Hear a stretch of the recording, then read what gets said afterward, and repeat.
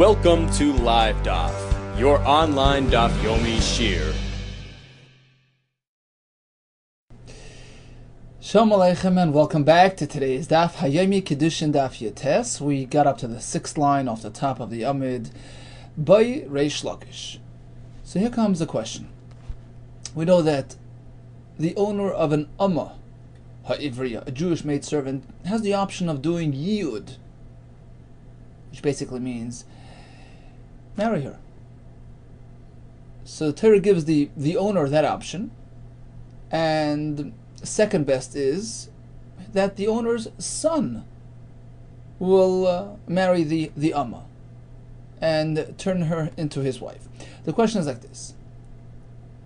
How old does that son have to be? You see, typically, one has to be an adult to be Mekadesh and Isha. But here, perhaps, in the context of Yud, which is not really his personal Kiddushin, it's the son is sort of taking over. He's exercising, his father's option. So perhaps in this case, even if the son is underage, he's below bar mitzvah, he doesn't have his own ability to be Mekadesh and Isha. But maybe the Torah gives the father that ability to marry his maidservant off to his son. Ma'u shemeya'id adam, or sheyiya'id adam, however you spell it, livnai katan. Can he marry the shivcha off to his young son? Shall we say, B'nai Amar Rachmana? The pasuk mentions the son of the master doing yiyud. B'nai koldu. So, irrespective of his age, he can do it. Oidilma b'nai dum yodidei. Or, son has to be the same like the father. Mahu gadol apnai gadol. Just as father must be an adult, likewise son. Amar Rabbi Zera Tashma. I'll prove that even a katan can do it. The pasuk speaks about one who interacts improperly with a married woman. V'ish asher yinaf es eshes ish. Okay, so the consequence is mois yamos misa through bezdin. And the Gemara darshans like this: Tashma ish prat lekatan. The one who perpetrated the isser, he must be an adult. Otherwise, if he's just a katan, he's not liable to misa. Pasuk continues. Asher yinaf es eshes ish. He was involved with a married woman, eshes ish, as opposed to one who is married to a katan, prat eshes katan, who is not really considered a married woman. She's not an eshes ish, and therefore there is no misa upon that violation. End of brisa. Now, vi amris v'yayid, if there's an option for the son of, right, to be miyayid shivcha, even if he's underage, imkein matzinu ishus lekatan. There you go. Boom. We have a married woman to a katan. Why does the brisa do away with this option? We can have an eshes katan who's an eshes ish through yiyud. Although typically an eshes ish must be a isha of a gadol. Katan can't marry, but this is an exception. We have a possibility of a woman married to a katan. Okay, so you wish to prove from here that there is no such option. Amai come amai lekro. So then, I have another question for you. Why does the Torah see a need to even discuss this? An isha of a katan doesn't count. Well, obviously, if there's no kiddushin by a katan, then why even discuss it? Tifshet minad miyayid. So if anything, you can prove from here that yes, even a katan can do yiyud. In which case, his wife now presents as a married woman. There is such an option. She is legally an eshes ish, and still the pasuk comes and says, well, despite the fact that she's really married to him, but she's not eshes ish, and therefore there's no misa, because she's only an eshes katan. So if anything, just the opposite, the fact that the Torah had to go to that length, to that tircha, to go and exclude, to make an exception for an Ashes, a katan. Apparently there is such a phenomenon as an Ashes katan. And that can only be true if a katan can do yud. Amar Rav Ashi, no, I'll give you another possibility. Another way for a katan to be married. Hacha b'yavam. So he's a brother of the fellow who passed away without children. He's a yavam. Ben teisha shana b'yam echad. He's 9 years old and a bit. Habal yivim te'askinan, who got involved as married with the yavama. D'medaraisa chaz yelei, since minatayra she's bound to him. So now she's his wife, despite the fact that he doesn't really have the ability to make a kinyan, but this is different. Perhaps I would say, given the Raisa Chaz Yulei, since Minat she's bound to him, and his interaction with her is a proper interaction. Now, if a stranger gets involved with this wife, he is liable to the Isra Eshes Ish. The Pasuk is excluding that, even though she's really his wife. So, question: how do we get a wife of a katan? Not through Yud, perhaps, but perhaps through a Yibum scenario. Okay, so what's the end of the story? What's the conclusion? Can a katan do Yud or not? Toshma. Omar of Aivu, Omar of Yane, Ein Yud el begadol, Ein Yud el midas. Only a gadol can exercise the Yud option, and it can only be done with proper das, with a mature mindset. Tarti? Why repeat yourself? Both of these things are basically one thing.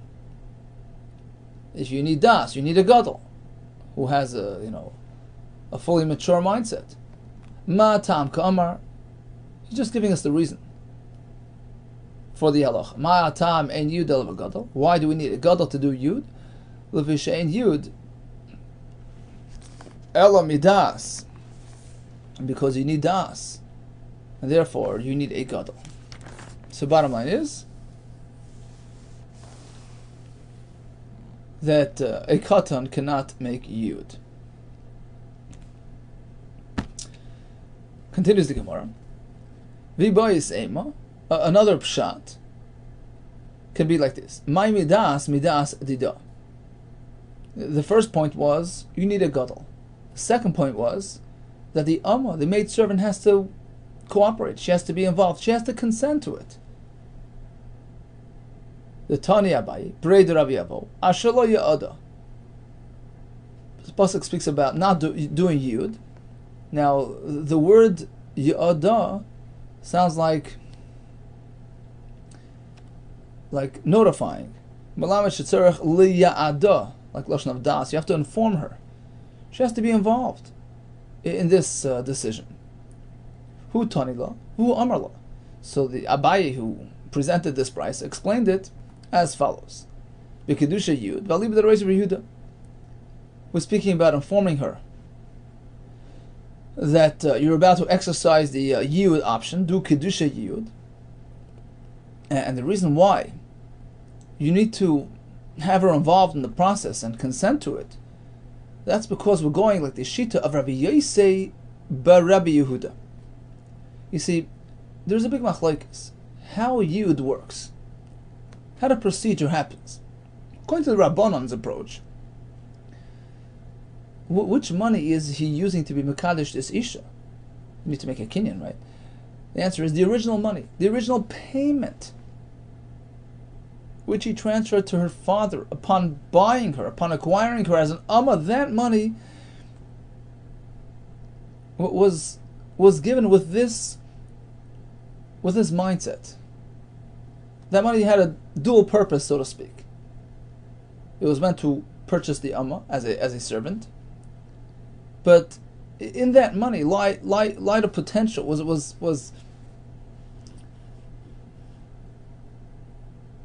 That money was potentially meant to be applied. That had that power, had that koyach, that eventually down the road, if he chooses to be miyayid, that money should be reapplied for kiddushin money and treated as the kiddushay kesef. So now, according to the Rabbanon's approach, the approach that we just mentioned. So you don't really need. You don't need to inform her. You don't really need her consent because her father was okay with it when he accepted that payment way back. So that's when the process sort of began. The Kiddushin is really a manifestation of that original payment, which was received by your father. So you don't need her involvement now. But according to Rabbi Yehuda, it doesn't work like that. It's not the original payment which is now going to be reapplied as Kiddushin money. No. He learns that you are Mikadisher by forgiving, this is the master, forgiving, any time remaining in her term. She's meant to work, another couple of years or whatever, so he's giving that up. So that balance, that credit is applied as Ma'is Kiddushin. He's giving that to her, so to speak, in exchange for the Kiddushin. So according to this approach, it's the Isha that's involved. She's sort of accepting that payment right now. So you need her consent. You need her knowledge. The original money, the original payment, it was not going to be applied for Kiddushin. It was never given out as a Kiddushin payment. Rather, it's the current credit that's being applied, and therefore you need her das. You know what? Rabbi Yehuda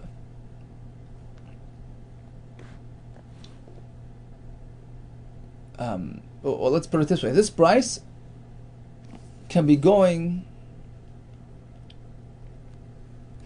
or whatever it is. Even if we'll go with the approach that it's the original payment now being reapplied for Kiddushin,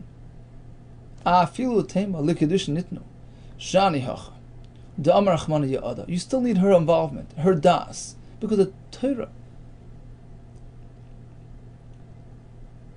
relates to it with the term Ya'ada. Ya'ada is Lashon Yediyah. You need to inform her. You need her to accept it and to go along with it. Okay, so bottom line is, question was, can a son of the master, who is a katan, right? The son is a katan, can he do yud? We're not really sure about that. But then we had a Bryce, or Avi, or Yana, you need a gadol. And the second point was, Ya'ada is Lashon of Yediyah, of Das. She needs to be okay with that process. My Rabbi Yehuda. Where do we find Rabbi Yesi's shita? The Sanya, Ya'ada v'hefta. Pasuk says, if he Asher lo Ya'ada v'hefta. Right? So the pasuk is basically telling you like this: if you don't marry her, at least you should facilitate her release by deducting for all that time served and deducting it from her sale price and allowing her to redeem herself by refunding her master for the time remaining. So it's sort of a flip side. No yud, okay, yes, pidyon. The fact that the Torah mentioned them side by side indicates to us that, it's two sides of a coin. The sanya ya'ada v'hefta tzarach sheyeh shehus b'yoyim k'dei pidyon. If you want to do yud, it needs to be sort of the flip side of pidyon. The pidyon option, the redemption option, the bailout option must still be relevant. There needs to be shehus b'yayim, meaning there's enough time left. Even if it's the last day of her term, there's enough time remaining which would allow her to still work for you. And that work would still have value, still be, worth a pruta. So basically, there's still some credit owing to the master. And that credit he'll give her as Kiddushin. Mekan Amar Rabbi Yehuda, if there's enough time remaining which is worth a pruta mekudeshes, then you can exercise yud and make kiddushin rimlav. Otherwise, just a couple of seconds left of the day, she's about to leave. The amount owing to you is not even a shavar pruta, and there is no monetary value to time remaining. You can't go and apply that as kiddushin enim kodeshes. Al makasavar, it's clear that he holds which money is being used for Kiddushin. The current balance. Alma Kasavar, Mois, or Rishain. The original payment, no, Laval Kiddushin Nitnu. Because if so, then even if it's the last second, well, the original money was meant for Kiddushin, and now it can be applied for. Apparently, he doesn't work with that track. Rav Nachman Yitzchak Amar, no, afilu temel Kiddushin nitnu. Even if Rabbi Yossi holds, like the Rabbanon, the original money is being used for Kiddushin. Still, you must have enough time remaining in the day. Shani Yachad Amrachman Vehefta, because the Torah pairs up Yud and Pidyon. Yud is only possible when there is a Pidyon option on the table. Evidently, there's still enough time remaining on credit to allow for a balance, which is a Shava Pruta. Amar Rav Amar Rav Nachman. Amar Adam Levita Ktana. So now we're going to learn several halachas which are going to be derived from the concept of Yud. So according to Rav Amar Rav Nachman, Amar Adam Levita Ktana. This is in a ordinary situation. A father can turn to his young daughter, even though she's a Ktana, without the ability to affect her own Kiddushin, but he can instruct her. Go and accept Kiddushin, get yourself married. I'm allowing that to happen. So since he's authorizing her, it works. Why? Mid Rabbi Yossi, Rabbi Yehuda. It's based on Rabbi Yossi's approach to Yud. And just as Yud works, this works. Why? Lav Amar. Rabbi Yossi, Yehuda, Moiser Yeshenus, Lav Kiddushin Nitnu. Didn't Rabbi Yossi just tell us? It's not the original money. Rather, it's the current credit. When there is time remaining in her term, that is going to be applied for the Kiddushin. Despite the fact that she's a Ktana. She can now take part in the Kiddushin process without her father's involvement. It's not her father's acceptance. Her father's long gone. He took that original payment and he's back home. Why is she Mekudesh? Because of the current balance, because of the time remaining, which is now going to be forgiven to her, and that's going to be sort of given to her for Kiddushin. So she's in effect accepting her own Kiddushin, but it works because it's done under her father's authority. Father consented to it. Father allowed it. He enabled it by selling her as as an Amma. Likewise, in our case, a father can turn to his young daughter, go, take care of your marriage. Next halacha. Another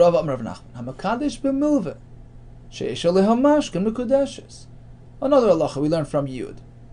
A fellow walks over to the Isha, who happens to owe him some money, and gave him a collateral as a fallback, as a backup for that loan. You can say, look, I'm forgiving that loan, you can take back the collateral.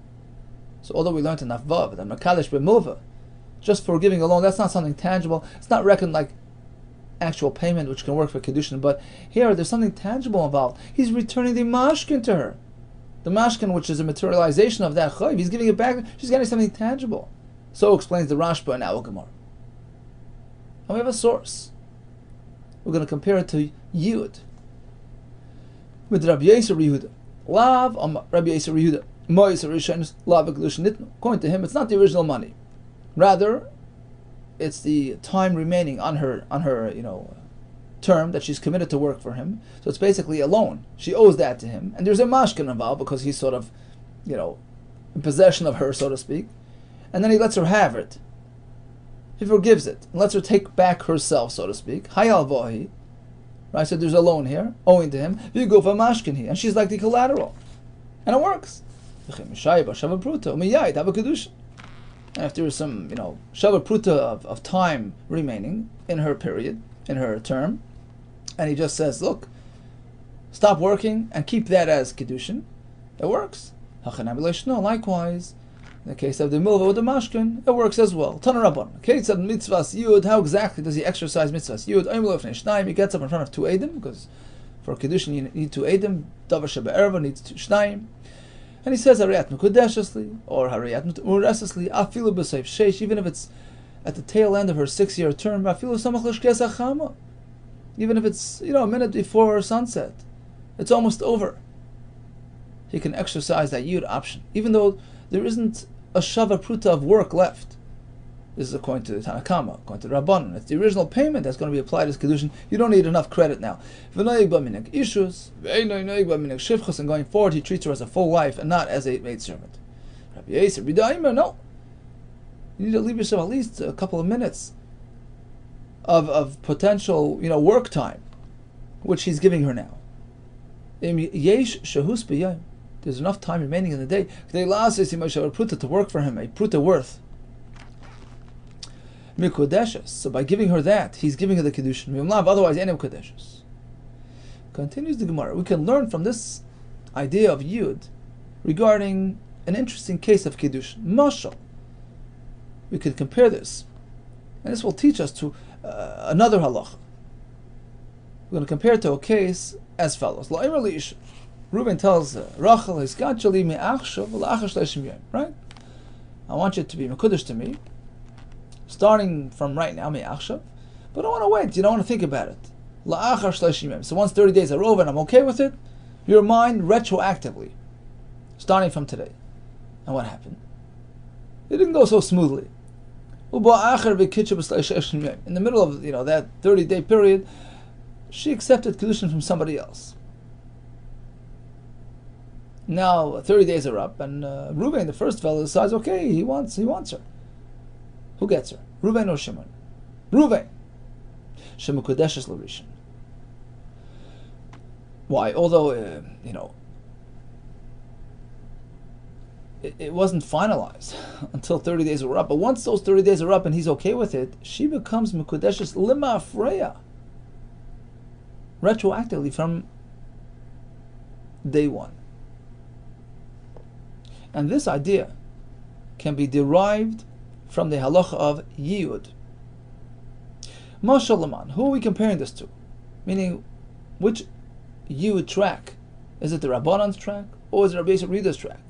Ilay Mashal, Rabbi Yehuda, is it compared to Rabbi Yosef's track of Yiyud?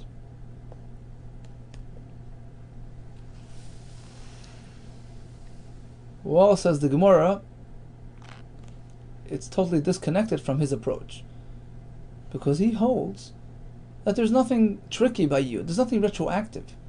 It's a pretty straightforward procedure. When he decides he wants Yud, he stops and he tells her, and that's it, and he forgives the rest of her shibud, the rest of her work, and that's applied for kiddushin. There's nothing retroactive, nothing fancy going on. Didn't he just tell us, Im yesh shehus b'yoyim k'dei lasus imay shavar prutim ukadeshes?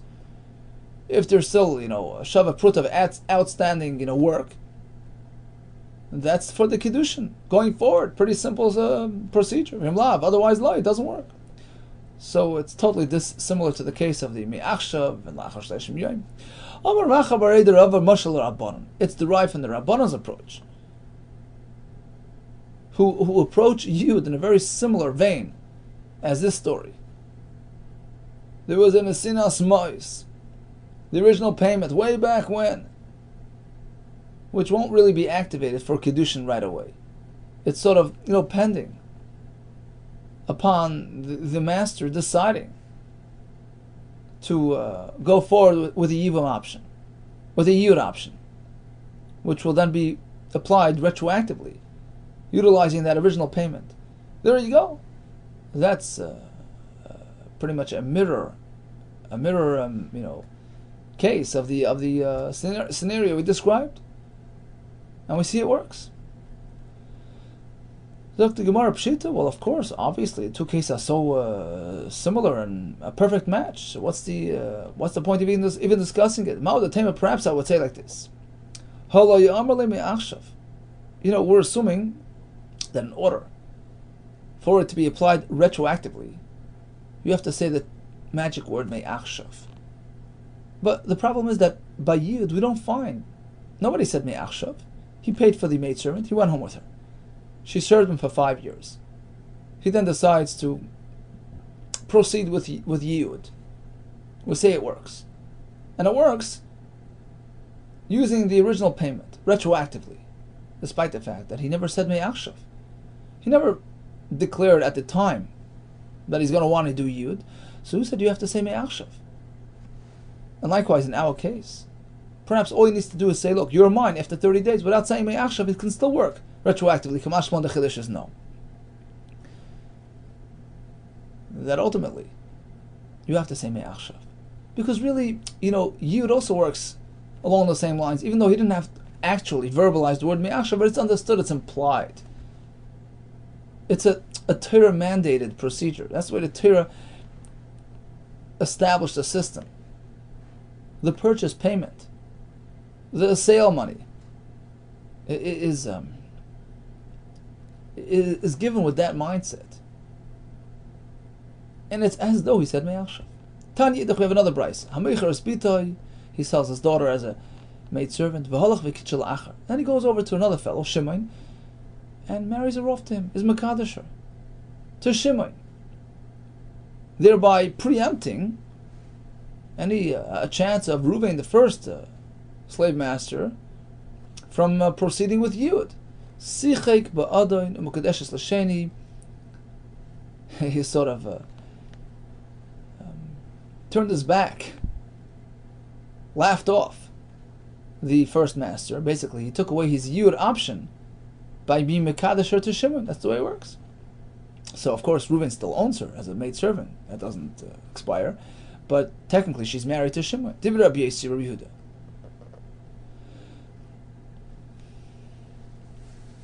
V'chachamim oimrim, no, imratza liyayid miyayid. No. Reuben doesn't lose any privileges, because you see, this is here we see that the two tracks, and we see how the Chachamim and Rabbi Yossi correspond to their understanding of the Yud process. You see, the Chachamim hold that the original payment has a dual function. It's payment as, purchase price for the Shivcha, and it's also potential payment for Kiddushin. So Reuven's payment preempted Shimon's Kiddushin. It preceded Shimon's Kiddushin. Reuven's payment already had it within it an element of Kiddushin, and that preceded Shimon. So of course, he's the one that can do Yud, not Shimon. Whereas Rabbi Yossi holds the Yud process doesn't really commence until much later. It doesn't happen during the actual sale. So although he purchased her, but then Shimon was Mekadesher, Shimon won. Says the Gemara, we can learn an interesting halacha from this as well. Mashal Omer Isha. It's comparable to the next case, where a fellow tells the Isha, Hariyat Mekadesh La'achar Shleshim Yom. He doesn't say Me'achshav. He says, you're mine after 30 days. Uba Achar B'kitcha B'tosh Shleshim Yom.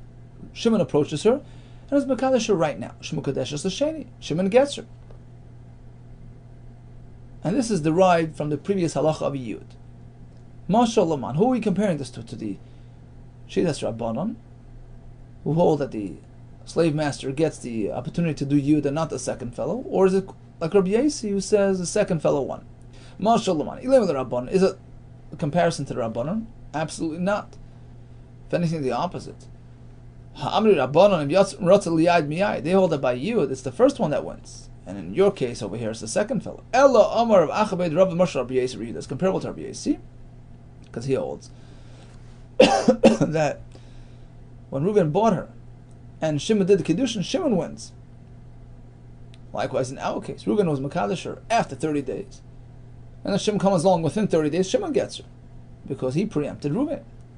Well, Pshita, obviously, it's a perfect match. The two cases are perfectly matching. What's the chiddush here? Perhaps I would think like this. You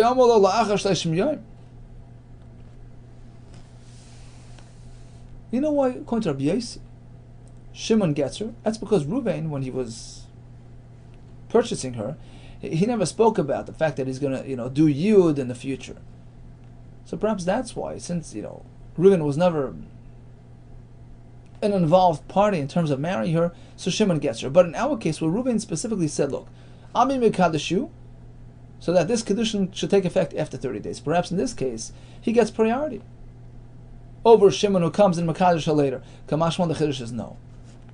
Unless you say Me'achshav, process doesn't really begin until 30 days, and Shimon, who came in between, preempts and takes the Isha. So we have a case where he said Me'achshav v'la'achar shleshim yom. We have a case where he said La'achar shleshim yom only.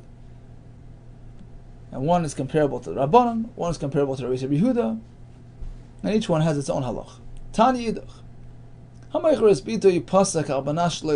Here comes a fellow who sells his daughter as a maidservant, but he says, look, on condition, Yiyud, marriage is not an option. Can he specify such a condition?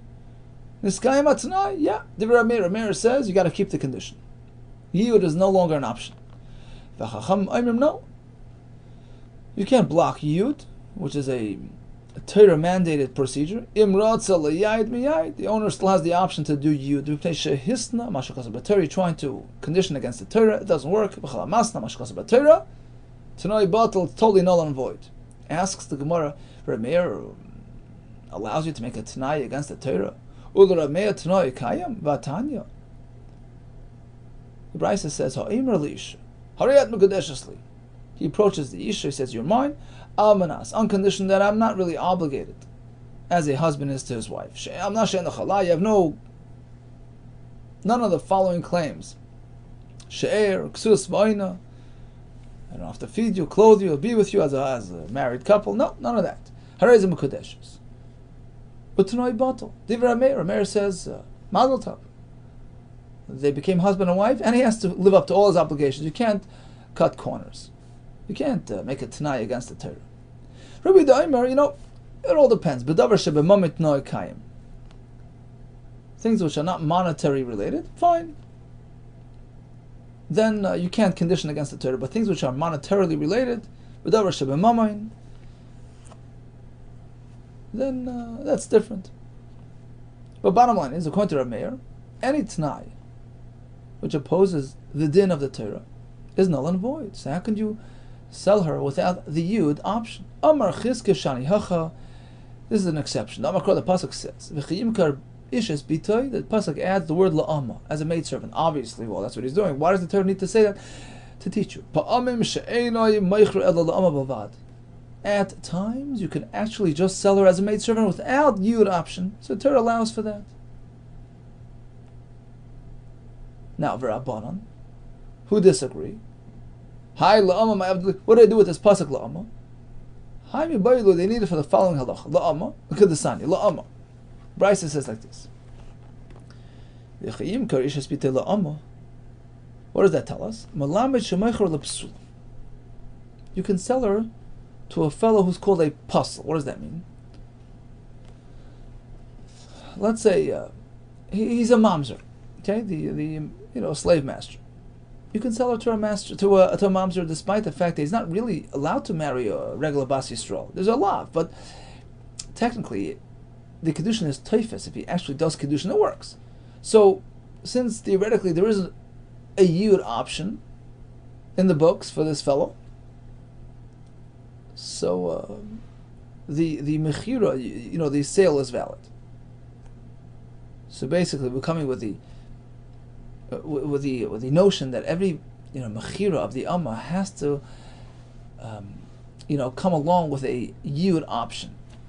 So although the puzzle is not your top pick, is not the preferred husband, but he has the ability to do Kiddushin, so he has the ability to purchase her as a Amma. Asks the Gemara, why do we need a pasuk for this? It's obvious that it works. We have a kavachayim. If the father can marry his daughter off to a puzzle, like we said, it works. Why can't he sell her to a puzzle? Well, Malam Kashal Psulim, I understand that he can Makadosh her to a puzzle because he has a lot of power. Father does. A lot of ability when it comes to be Makadish's daughter. Shekain Adam Makadosh Espitek She Nara. He can even do it when she's a Nara.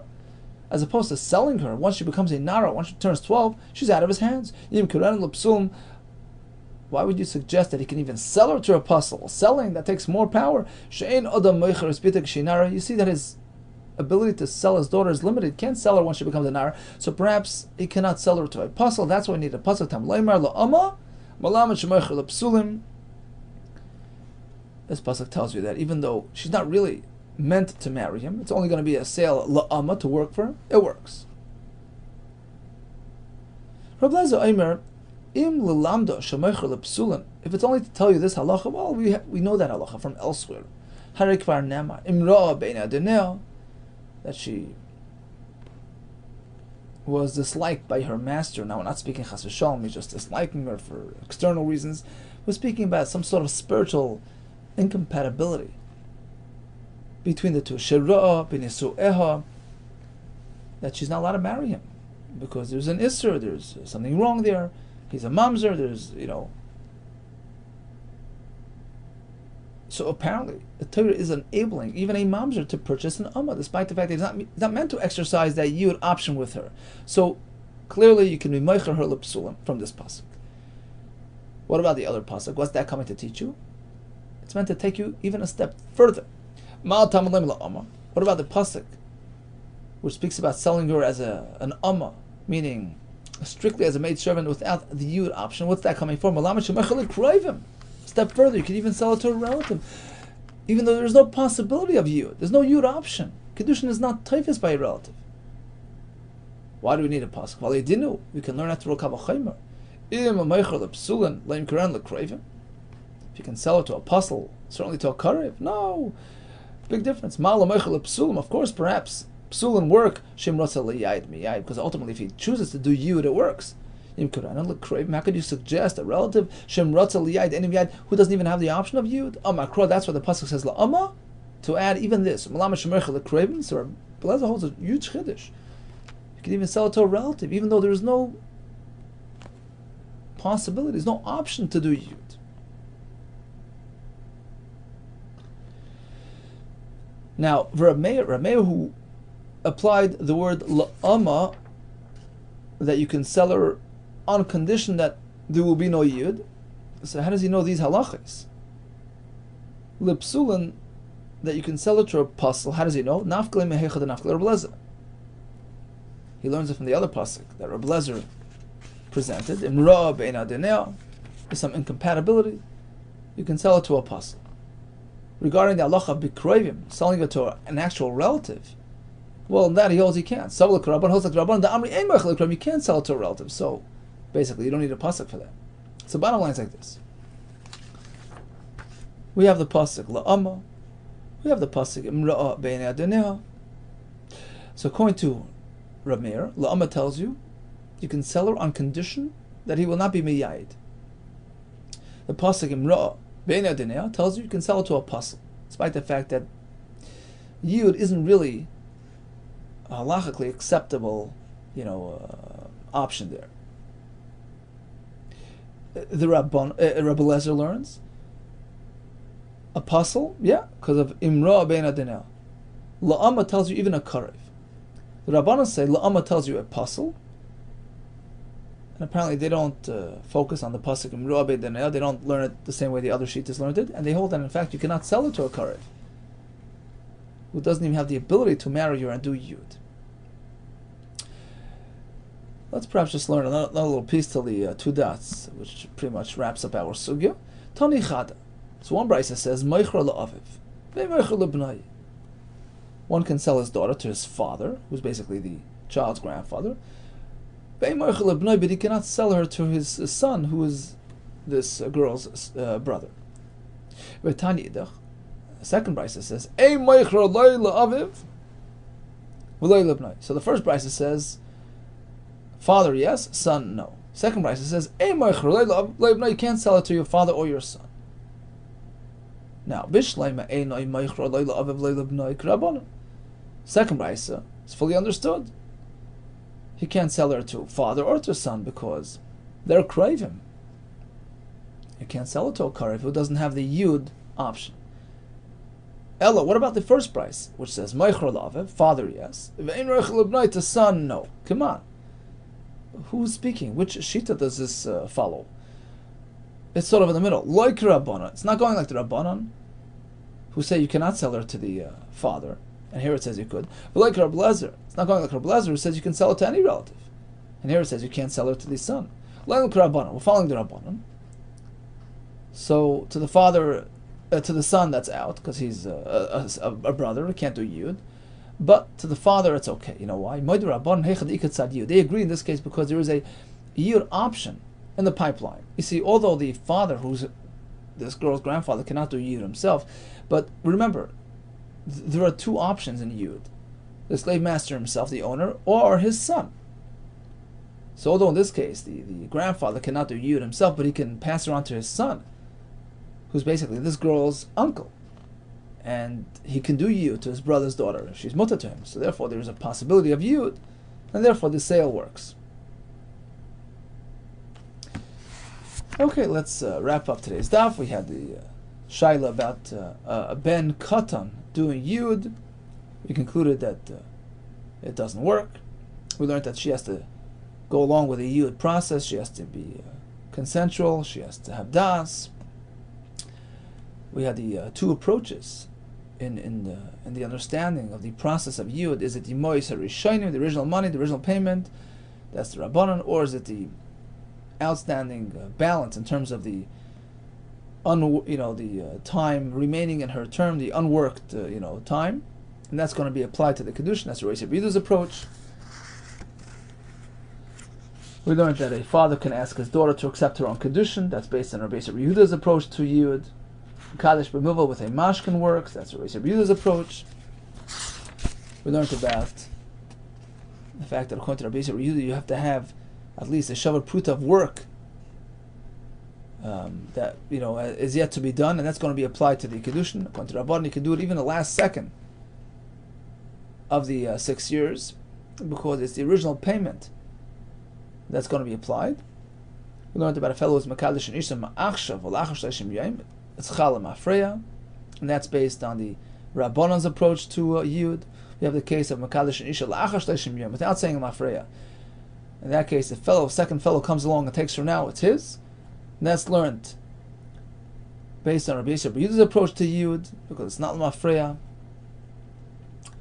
Then we have the shittas regarding selling her on condition, regarding selling her to psulim, and selling her to the kravim. Hatzlacha Rabbi to you, b'suros tovos, and lots of siyata d'shmaya, amen.